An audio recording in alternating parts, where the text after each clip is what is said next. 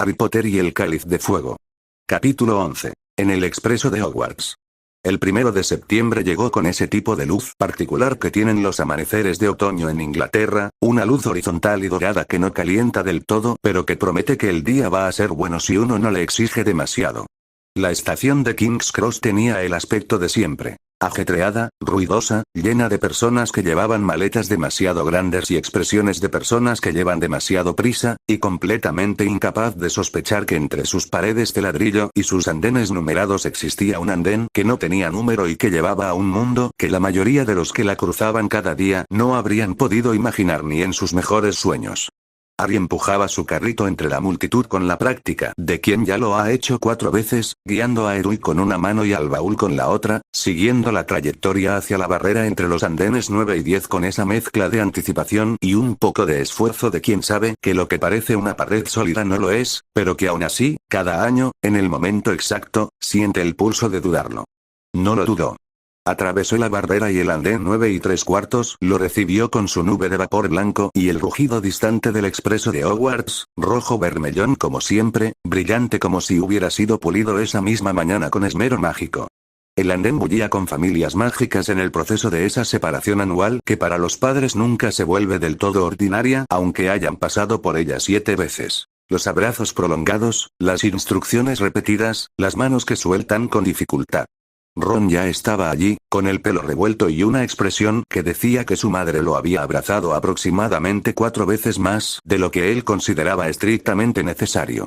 Hermione llegó justo detrás de Harry, con sus padres Muggle que siempre tenían en el andén esa expresión particular de las personas que aman profundamente a alguien que vive en un mundo que no pueden del todo comprender. Camille, Cody, Cosmo y Lumine llegaron juntos.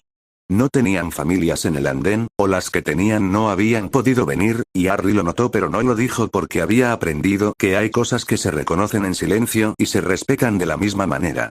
Encontraron un compartimento hacia el centro del tren, lo suficientemente lejos de los prefectos para que la conversación pudiera ser libre y lo suficientemente cerca del vagón restaurante para que Ron no tuviera que ir muy lejos cuando el carrito de dulces apareciera.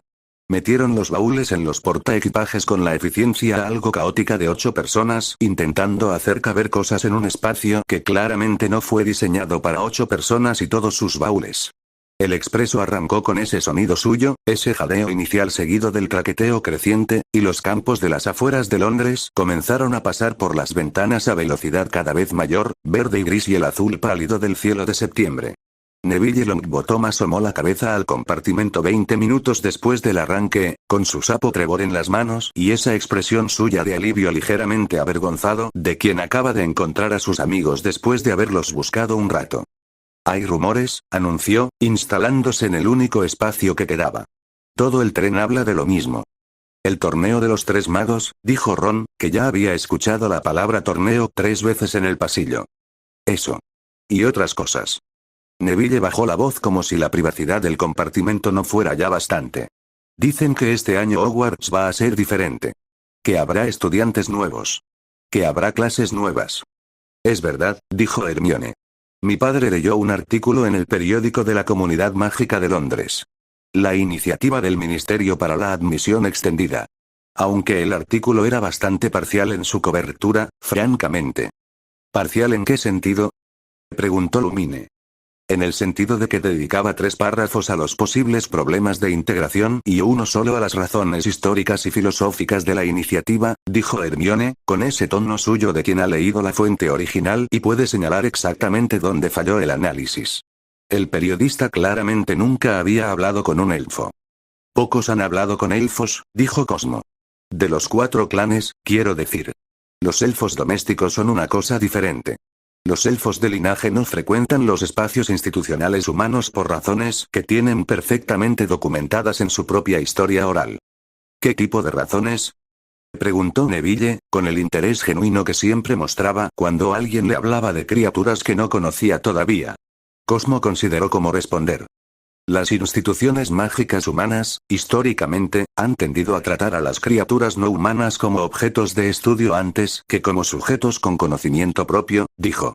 Los elfos de los 4 clanes tienen sistemas de magia que llevan milenios más desarrollados que los de los humanos en ciertas áreas. Que vengan a Hogwarts no es que vengan a aprender lo que nosotros sabemos. Es un intercambio. O debería serlo. El compartimento estuvo en silencio un momento. ¿Y los de tu clan van a venir?, preguntó Harry. Algunos, dijo Cosmo. Yo fui el primero en aceptar, hace ya un año. Ha sido, no siempre fácil. Pero Dumbledore ha sido consistente en su apoyo. Una pausa. Este año habrá más. Eso me alegra. Hermione tenía esa expresión de quien está tomando notas mentales tan detalladas que necesitaría varios pergaminos para transcribirlas. Deberías hablar en la clase de historia de la magia, dijo. El profesor Vince llevaría 3 décadas muerto antes de mencionar algo así. El profesor Vince lleva 3 décadas muerto, señaló Ron. Exactamente mi punto, dijo Hermione.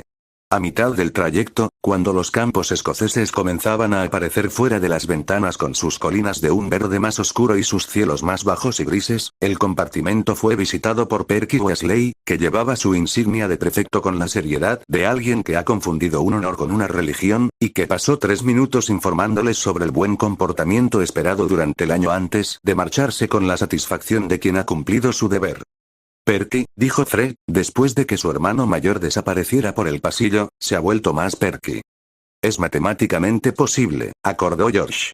Draco Malfoy apareció después, como casi siempre aparecía, con Crabbe y Goyle detrás y esa sonrisa suya que nunca era simplemente una sonrisa sino siempre también algo más, la promesa de un comentario que iba a ser desagradable de alguna manera todavía por determinar. Se detuvo en la puerta del compartimento y los miró a todos. Sus ojos grises se detuvieron en Cosmo con la misma pausa calculada que Harry había notado en Crouch, aunque con una intención completamente diferente. Un elfo, dijo Malfoy. En el expreso de Hogwarts. ¡Qué moderno! Draco, dijo Harry, con la calma de quien ha tenido esta conversación demasiadas veces. Lárgate. Simplemente observo, dijo Malfoy. ¿Has observado?, dijo Cody, sin levantar la vista del Encantus que estaba leyendo. Ahora puedes irte. Algo en el tono de Cody, que no era amenaza sino simplemente la total ausencia de interés, pareció desconcertar a Malfoy más que cualquier respuesta agresiva. Se quedó un segundo de más, luego se marchó. ¿Siempre es así?, preguntó Lumine. Más o menos, dijo Ron. Qué cansado, dijo Lumine, con esa economía de juicio suya que decía exactamente lo que necesitaba decir y nada más. Hogwarts apareció cuando la oscuridad ya había llegado completamente al cielo escocés, con sus torres iluminadas reflejándose en el lago negro como siempre, como la primera vez y como todas las veces desde entonces. Harry lo miró desde la ventana del tren y sintió lo que sentía siempre, que era casa, aunque también ese año, en esa mirada particular, sintió algo más, algo que no sabía nombrar todavía pero que tenía la textura del presentimiento. El castillo los esperaba. Y dentro del castillo, aunque nadie lo sabía todavía, todo estaba a punto de cambiar. Capítulo 12. El torneo de los 3 magos. El gran comedor de Hogwarts tenía la capacidad de hacer que cualquier cosa que ocurriera dentro de él pareciera importante. Era la altura del techo, quizás, o las miles de velas flotantes que producían una luz que no era ni cálida ni fría sino ambas al mismo tiempo. Era la manera en que el espacio organizaba a las personas en sus casas, dándoles pertenencia y perspectiva simultáneamente. Era el hecho de que ese techo mostraba el cielo real, y esa noche el cielo real era un tapiz de estrellas sobre un fondo negro tan profundo que parecía tener profundidad física. La ceremonia de selección de los alumnos de primero había terminado con el sombrero distributor habiendo hecho su trabajo con la eficiencia de siglos de práctica. Harry había observado los rostros de los nuevos estudiantes y había reconocido en ellos lo que él mismo había sentido en su primera noche. La mezcla exacta de maravilla y terror que produce el momento en que algo que era fantástico se vuelve real. Pero esta noche había algo diferente en el gran comedor. Entre los nuevos alumnos de primero, mezclados con los estudiantes humanos con sus túnicas negras y sus rostros de primer año, había otros. Algunos eran claramente de distintos linajes. Una chica con la piel ligeramente pálida y las pupilas de los ojos negros y los iris de color verde esmeralda brillante que debía de ser de una elfa del bosque, sentada en la mesa de Hufflepuff con una expresión de cuidadosa observación. Un chico con el pelo plateado y los dedos de color oscuro en manos pálidas como si se hubiera manchado los dedos con tierra y unos rasgos que tenían esa calidad angular y afilada de los elfos de la noche, en Ravenclaw, mirando el techo estrellado con una expresión que era difícil de leer. Varios estudiantes que Harry reconoció como elfos de las fuentes primarias como Cosmo y medio elfos con esa mezcla característica de rasgos que llevaban con tanta naturalidad. Y en una mesa separada, ligeramente apartada de las 4 casas, pero con sillas que habían sido añadidas específicamente para ellos, un grupo de estudiantes mayores que claramente no eran de primer año. Los Squibs que el ministerio había admitido. Argus Filch entre ellos, con esa expresión suya permanente de resentimiento existencial, aunque Harry creyó notar en sus ojos algo que nunca había visto antes. Algo parecido a la esperanza, aunque Filch la llevaba con la misma incomodidad con que llevaba todo. Dumbledore se puso de pie cuando el último plato de los postres fue retirado, y el gran comedor se quedó en silencio con esa prontitud particular que tienen los lugares cuando la persona que va a hablar es alguien que saben que vale la pena escuchar. Bienvenidos, dijo Dumbledore, con esa voz suya que alcanzaba cada rincón sin esfuerzo aparente, a un nuevo año en Hogwarts. Y este año, debo deciros, es un año diferente a cualquier otro que esta escuela haya vivido en varios siglos. Pausa. El silencio en el gran comedor tenía densidad. Primero, este año Hogwarts da la bienvenida a nuevos tipos de estudiantes. Estudiantes que traen con ellos tradiciones, conocimientos y perspectivas que enriquecerán a toda nuestra comunidad. Les pido que los traten con el mismo respeto y la misma camaradería que esperáis para vosotros mismos. El conocimiento crece cuando se comparte, y esta escuela ha crecido esta semana más de lo que lo había hecho en décadas. Sus ojos recorrieron el comedor con esa mirada suya que parecía verlo todo. Segundo, habrá nuevas asignaturas este año. Cultura élfica. Fundamentos de hechicería. Brujería elemental. Magia de las fuentes primarias. Magia antigua. Magia blanca. Magia vanir. Para ciertos estudiantes muy específicos, habrá también clases de magia tejedora para ciertos estudiantes que nacieron con cierta habilidad especial. Los horarios serán distribuidos mañana por la mañana.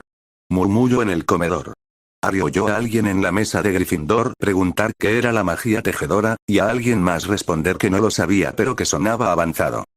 Y tercero, dijo Dumbledore, y algo en su voz cambió ligeramente, se volvió más deliberado, más cargado, tengo el honor de anunciar que este año Hogwarts será sede de una competición que no se ha celebrado en más de un siglo. El torneo de los 3 magos.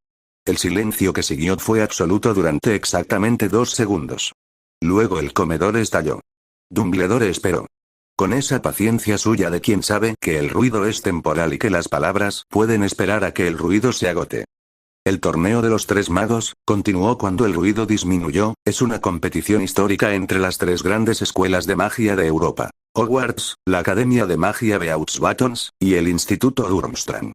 Cada escuela seleccionará a un campeón, y los 3 campeones competirán en 3 pruebas diseñadas para evaluar habilidad mágica, coraje e ingenio.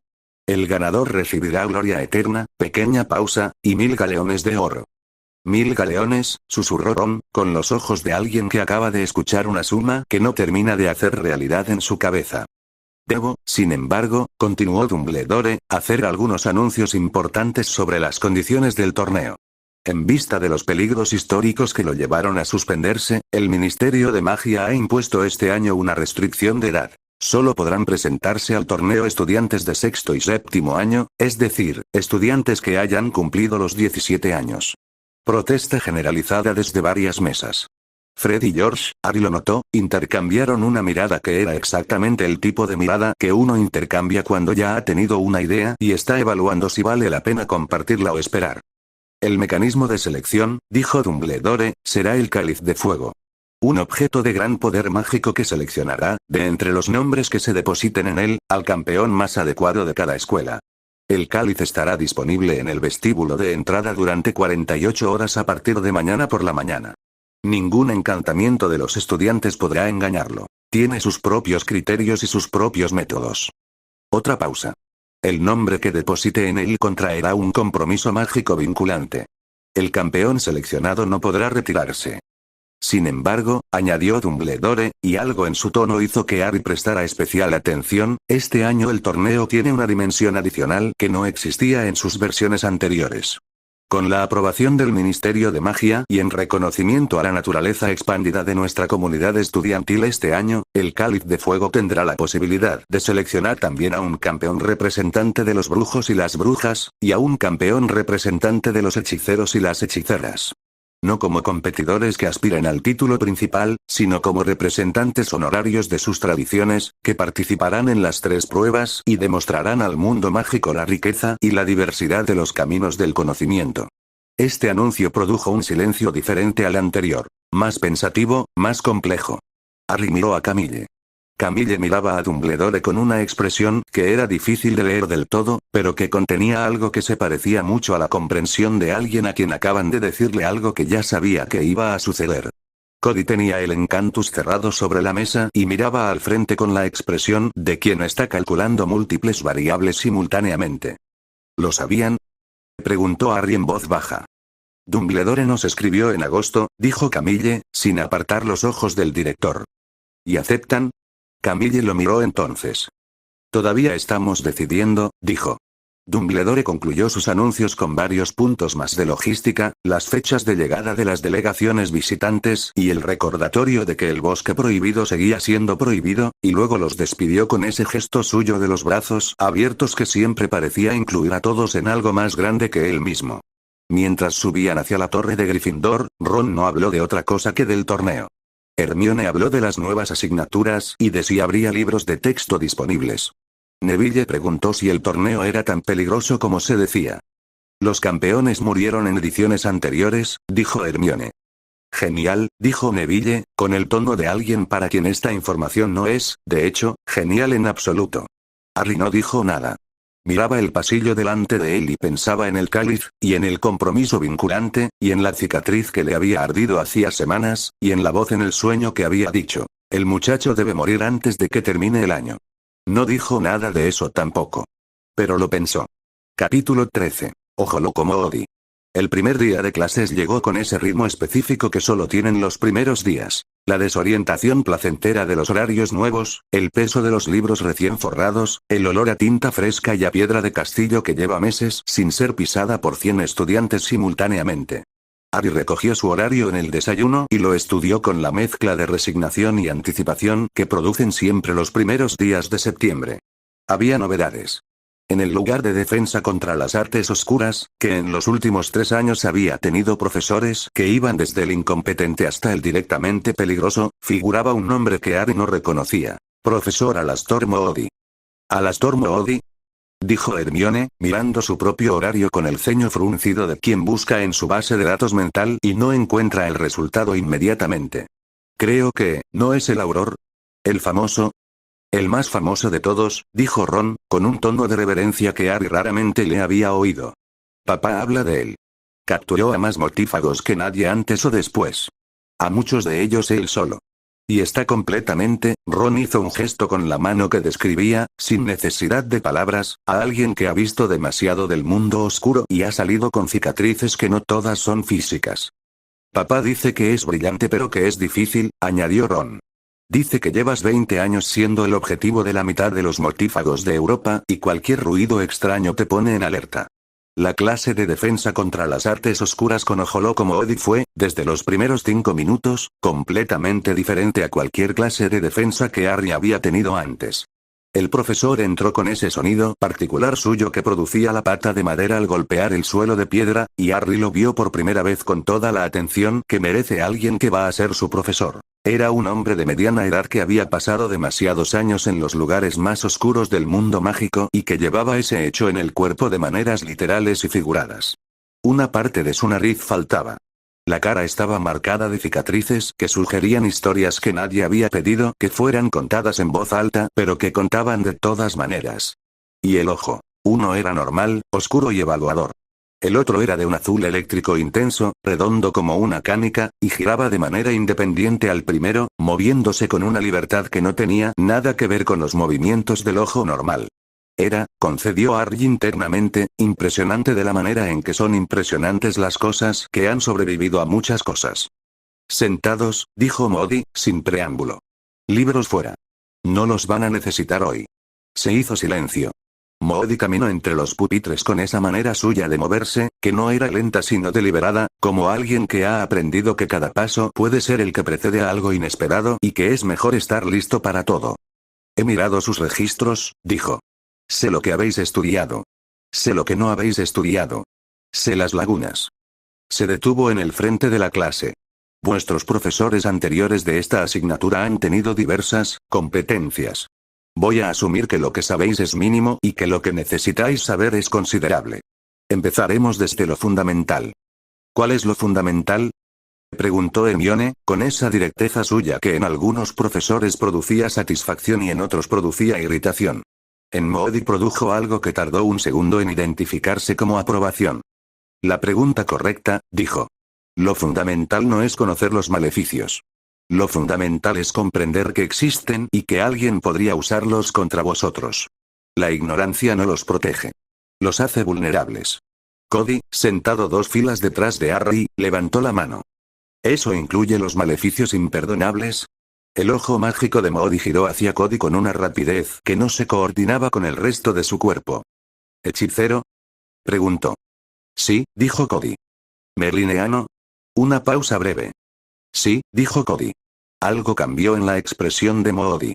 Era sutil, pero Harry lo notó. No exactamente respeto, porque Moody no parecía el tipo de hombre que concediera el respeto antes de que hubiera sido ganado, sino reconocimiento.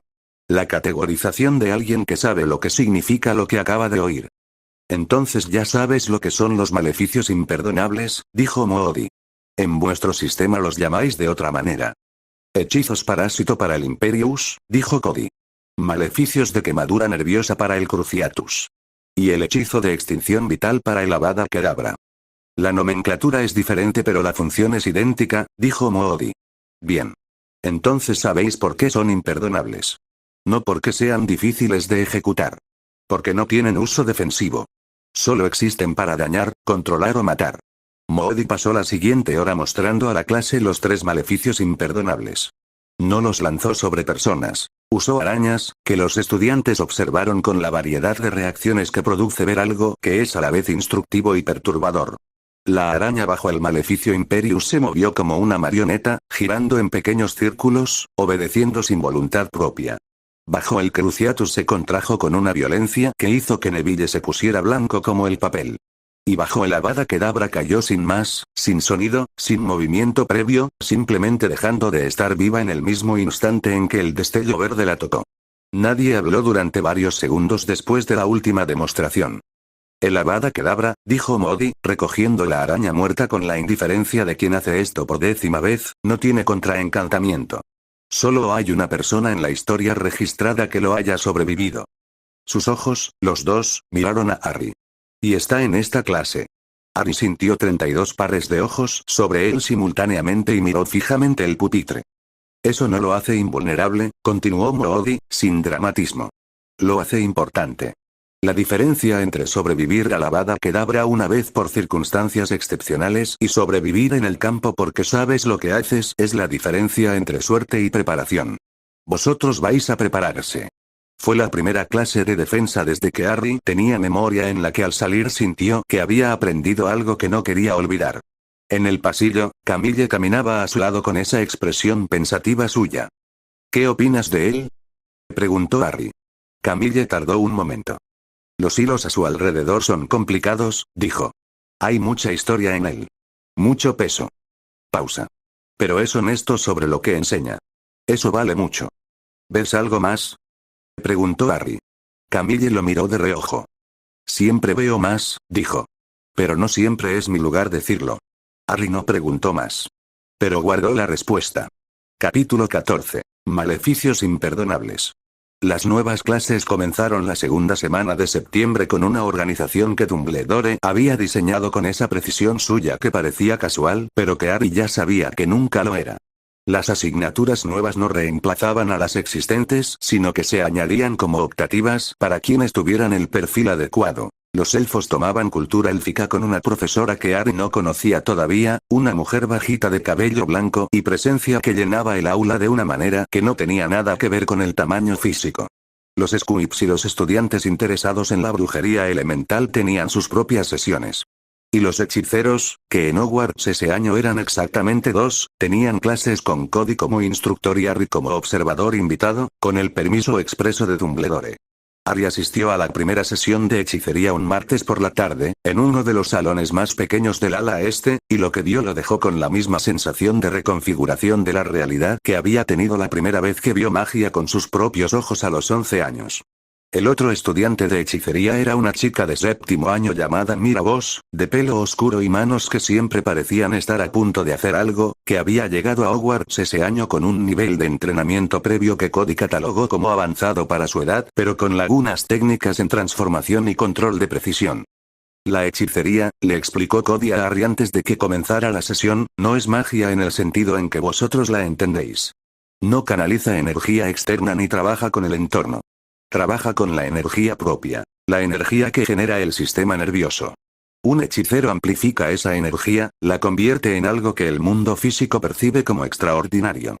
¿Como los rayos que vi en el Encantus?, preguntó Harry. Como los rayos, sí. Pero también telequinesis, control de temperatura, alteración de la percepción en casos avanzados, levitación personal. Pausa. El coste es diferente al de la magia de varita. Un hechicero con poca experiencia se agota físicamente con rapidez. La resistencia es tan importante como la técnica. ¿Cómo se desarrolla la resistencia? Cody lo miró con algo que podría haber sido diversión. Practicando hasta el agotamiento, dijo. Y luego descansando. Y luego volviendo a practicar. Como cualquier entrenamiento físico serio, solo que lo que entrenas es el sistema nervioso en lugar de los músculos. La sesión que siguió fue fascinante y algo humillante para Mira, que claramente tenía talento pero también tenía hábitos de técnica incorrecta que Cody identificó y comenzó a corregir con la paciencia de un instructor que sabe que los malos hábitos arraigados necesitan tiempo para deshacerse. Estás forzando la proyección, le dijo, mientras Mira intentaba generar un campo de fuerza básico. La energía nerviosa no se empuja. Se dirige. La diferencia es sutil pero crucial. Empujar cansa a 3 veces más y produce resultados 20% menos precisos. ¿Cómo la dirijo sin empujarla? ¿Cómo diriges la atención?, dijo Cody. No la mueves físicamente. La enfocas. El sistema nervioso sigue la atención. Donde va la atención, va la energía. Mira lo intentó de nuevo. Esta vez el campo de fuerza apareció con una limpieza que la primera vez no había tenido. No más grande, no más brillante, pero más estable, como la diferencia entre una llama al viento y una llama en calma. Mejor, dijo Cody. Harry observó esto y pensó en la diferencia con su propia magia. Cuando él lanzaba un hechizo de escudo, dirigía la varita, pronunciaba las palabras, canalizaba algo que venía de alguna parte que nunca había necesitado examinar. Cody no tenía varita. Cody no pronunciaba palabras. Cody simplemente, decidía, y la energía obedecía. ¿Puedo intentarlo?, preguntó Harry. Cody lo consideró. No puedes usar hechicería, dijo. No es tu tipo de magia. Sería como pedirle a un nadador que ganara una carrera de fondo corriendo. Las habilidades no son transferibles entre sistemas. Ni siquiera un poco. Los principios teóricos sí son transferibles, dijo Cody. La comprensión de cómo funciona la energía dirigida te hará mejor mago aunque no puedas aplicarla de esta manera específica. El conocimiento cruzado tiene valor. Harry pensó en eso el resto del día. Esa misma semana, la clase de defensa contra las artes oscuras continuó con los maleficios imperdonables, esta vez con el maleficio Imperius. Moody puso a cada estudiante bajo el Imperius, uno por uno, y les pidió que lo resistieran. Cuando llegó el turno de Harry, la sensación fue exactamente como Ron y otros habían descrito. Una calma extraña y total, como si el mundo se hubiera envuelto en algodón y todas las preocupaciones hubieran desaparecido y solo quedara la voz amable de Moody sugiriéndole que hiciera una voltereta. Harry hizo la voltereta. Bien, dijo la voz. Ahora da 3 saltos en el sitio. Y Harry, antes de darse cuenta de lo que estaba haciendo, empezó a saltar. Y en el tercer salto, algo en él se resistió, se tensó contra la calma artificial, como un músculo que contrae contra una corriente. El maleficio se rompió. Moody lo miró con esa expresión evaluadora suya. De nuevo, dijo. Lo pusieron bajo el Imperius 7 veces. La séptima, Harry lo rompió antes de completar el primer movimiento sugerido. Bien, dijo Moody, con la economía de los hombres que no prodigan los elogios. Muy bien. En la sala, Camille no había necesitado que Moody la pusiera bajo el Imperius para resistirlo. En cuanto el hechizo la tocó, los hilos a su alrededor pulsaron brevemente, y el maleficio se disolvió como humo en el viento. Moody la miró largo rato. Tejedora, dijo. Sí, dijo Camille. Los tejedores no pueden ser controlados por maleficios externos, dijo Moody. Sus hilos los anclan a su propia voluntad de una manera que el Imperius no puede cortar. Pausa. Es una ventaja considerable. Y una responsabilidad considerable, dijo Camille. Moody asintió, una vez, brevemente. Y continuó con la clase. Harry pensó en eso mucho después de que terminara la clase. En que la magia que uno tiene no es simplemente un poder, sino también una forma de responsabilidad. Que lo que puedes hacer define también lo que no puedes ignorar. Era el tipo de pensamiento que Hogwarts no te enseñaba en los libros de texto. Era el tipo de pensamiento que te enseñaba la vida si le prestabas suficiente atención.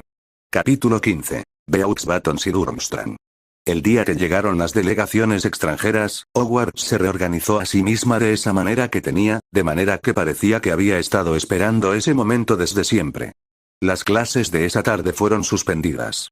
Los estudiantes fueron alineados en el patio exterior, con sus mejores túnicas, en las filas organizadas que el profesor McGonagall supervisó con la atención de alguien que sabe que la primera impresión ante visitantes extranjeros es también la impresión de la escuela entera. El cielo sobre los lagos estaba limpio y frío, con ese azul oscuro de los cielos escoceses de octubre que se pone serio antes de que el otoño haya terminado del todo sus preparativos. El lago brillaba plomo y silencioso. El bosque, a la derecha, era ya una masa de amarillos y ocres. ¿Por dónde crees que vendrán?, preguntó Ron, mirando en todas las direcciones con la energía de alguien que no quiere perder el momento. Beaux Batons viene por aire, dijo Hermione.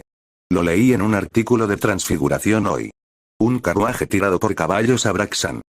¿Y Durmstrang? No lo dice el artículo. Durmstrang es muy reservado sobre sus métodos de transporte y su ubicación exacta. Lo cual, añadió Hermione, es interesante en sí mismo, porque sugiere que tienen razones para no querer que la gente sepa dónde están. ¿Cómo de reservado?, preguntó Cody, que estaba de pie junto a Harry con el Encantus, por una vez, guardado. Lo suficiente como para que sus exalumnos más famosos no revelen la ubicación, dijo Hermione. El director actual, Karkaroff, es un exmortífago. Aunque se dice que colaboró con el ministerio para reducir su condena. Un exmortífago que dirige una escuela de magia, dijo Lumine, en voz neutral. La historia del mundo mágico europeo es compleja, dijo Cosmo, con esa calma suya. Las instituciones reflejan a las personas que las construyeron. No siempre de manera positiva. Fue Camille quien los vio primero. O más exactamente, fue Camille quien notó el cambio en los hilos del cielo antes de que nada fuera visible para los demás. Por ahí, dijo, señalando al oeste sin énfasis especial. Harry miró. Por un momento no vio nada. Luego algo oscureció el sol de manera que no correspondía a ninguna nube en ese cielo. Y luego el carruaje apareció. Era más grande de lo que Harry había imaginado cuando Hermione lo describió. No era simplemente grande. Era de esa escala que hace que el cerebro tarde en un segundo en reescalar su modelo del mundo para acomodarlo.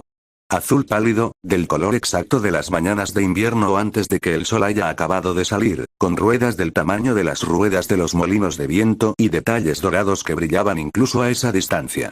Los caballos que lo tiraban eran blancos y enormes como casas pequeñas, con alas que batían con una cadencia lenta y poderosa que movía el aire en olas que Harry sintió en la cara cuando el carruaje comenzó a descender. Todo el patio de Hogwarts se quedó en silencio absoluto mientras el carruaje aterrizaba.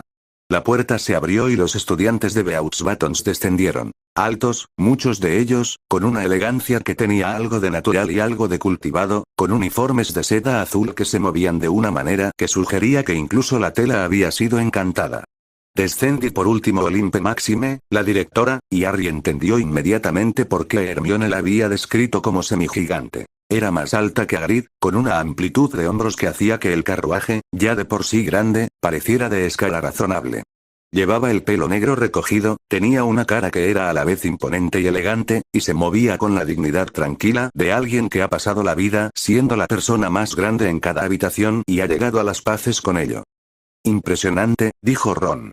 Los Abraxan, dijo Neville, mirando los caballos alados con ojos brillantes, son los caballos más raros de Europa. Se creía que estaban extintos en el continente hace 100 años. ¿Los conoces?, dijo Lumine, con una nota de aprobación en la voz. Me gustan las criaturas, dijo Neville simplemente, con esa modestia suya que ocultaba un conocimiento real. Durmstrang llegó 10 minutos después, y llegó por el lago. El agua del lago negro, que siempre tenía algo de misterioso y algo de opresivo, comenzó a moverse sin que ningún viento lo justificara. Burbujas de la escala de casas comenzaron a ascender desde el fondo. Y luego el barco emergió, lentamente, con esa clase de lentitud dramática que solo puede ser deliberada. Un barco de madera oscura, con el palo mayor negro y las velas del color de las tormentas, que subió desde el fondo del lago como si simplemente hubiera decidido que ya era hora de aparecer. Los estudiantes de Durmstrang eran diferentes a los de Beauxbatons en maneras que iban más allá de los uniformes rojos oscuros y las pieles que llevaban. Tenían una postura diferente, más cerrada, más evaluadora, como personas que han aprendido que el entorno no es siempre seguro y que es mejor saber dónde están las salidas antes de relajarse. Su director, Igor Karkarov, era un hombre de barba descuidada y ojos de cálculo que saludó a Dumbledore con una efusividad que a Harry le pareció ligeramente excesiva, del tipo que tiene la gente cuando está compensando algo. Y entre los estudiantes de Durmstrang, Harry reconoció una cara antes de poder ponerle nombre. Luego lo puso. Viktor Krum. El buscador. El que había cogido la snitch en la final de la Copa del Mundo con una elegancia que había dejado al estadio entero sin respiración. «Es Krum», susurró Ron, con el tono de un creyente que acaba de ver a su santo favorito entrar en la catedral. «Lo sé», dijo Harry. «Viktor Krum está en Hogwarts». «Lo veo, Ron». «Viktor Krum va a estar en mi colegio». «Ron». «Sí. Lo sabemos». Pero entonces llegó lo que nadie esperaba todavía. El cuarto de hora después de la llegada de Durmstrang, cuando todos los presentes comenzaban a reorganizarse para entrar al castillo, el cielo al norte del lago se oscureció de una manera diferente a como lo había hecho antes. No era un carruaje. Era algo más grande. Mucho más grande. Cosmo lo vio primero porque sus ojos percibían el flujo de energía antes de que hubiera nada que ver. «Hay algo», dijo en voz baja. «Algo muy grande. Y hay magia en él. Mucha magia». Harry siguió su mirada y vio la silueta contra las nubes. Un barco. Pero no como el de Durmstrang. Tan grande como un edificio de 5 plantas, con velas del color del vino tinto que llevaban bordadas en hilo dorado constelaciones y símbolos que desde la distancia no podían leerse pero cuya precisión era visible. El casco brillaba de una manera que no era solo el sol en la madera. Era la madera misma que brillaba, como si tuviera luz propia, como si el barco fuera también un faro. Y volaba. Descendía sobre el lago desde las nubes con la elegancia de algo que conoce su propio tamaño y no necesita disculparse por él, con esa cadencia lenta de las cosas muy grandes en movimiento que tiene algo de hipnótico y algo de aterrador. ¿Qué es eso?, preguntó Ron, olvidando a Krum por completo. La Academia Luna Nova, dijo Hermione, con voz ligeramente diferente, la de quien acaba de ver confirmada una información que no estaba completamente segura de que fuera real. Es una escuela de brujería. Una de las más antiguas de Europa. Pero no estaban invitadas al torneo. Dijeron que vendrían a observar, completó Cody, que miraba el barco con esa atención analítica suya, los ojos siguiendo los patrones dorados en las velas. Esos símbolos en las velas. Son runas de la tradición Vanir mezcladas con fórmulas de brujería estándar. La combinación es inusual. Muy avanzada. El barco de Luna Nova descendió sobre el lago con una precisión que era a la vez práctica y espectacular, y cuando sus últimas velas se recogieron y su casco tocó el agua sin apenas levantar ola, el logo de la escuela fue visible en la popa. Un círculo atravesado por 3 flechas, en azul y oro, con el nombre Luna Nova en letras que tenían la misma serenidad confiada del propio barco. De la pasarela que descendió hacia la orilla salieron primero los estudiantes, con túnicas negro-azuladas con ribetes dorados, y luego su directora. Miranda Holbrook, una mujer de cabello plateado y postura de quien ha dirigido una institución de siglos y sabe exactamente lo que eso significa. La acompañaba otra figura, más joven pero con una presencia igual de densa. La decana Liza Killin, del Colegio de Hechiceros, que cruzó el puente hacia tierra con la expresión de alguien que llega a un lugar que conoce de lejos y ahora va a conocer de cerca. El Colegio de Hechiceros, dijo Cody, y su voz tenía una calidad que Harry pocas veces le había oído. Algo cercano a la emoción pura. Liza Killin es la directora actual. Es la hechicera con más conocimiento técnico viva. Pausa. Vine a Hogwarts en parte esperando que esto pasara algún día. Harry lo miró. ¿La conoces? La conozco como se conoce a alguien que ha escrito la mayoría de lo que aprendiste, dijo Cody. Su trabajo está en el Encantus. Muchas páginas del Encantus. Hogwarts, esa tarde, recibió a 4 delegaciones en lugar de 2, y el gran comedor esa noche tuvo la energía de un mundo que se ha vuelto repentinamente más grande de lo que era por la mañana. Fin del capítulo.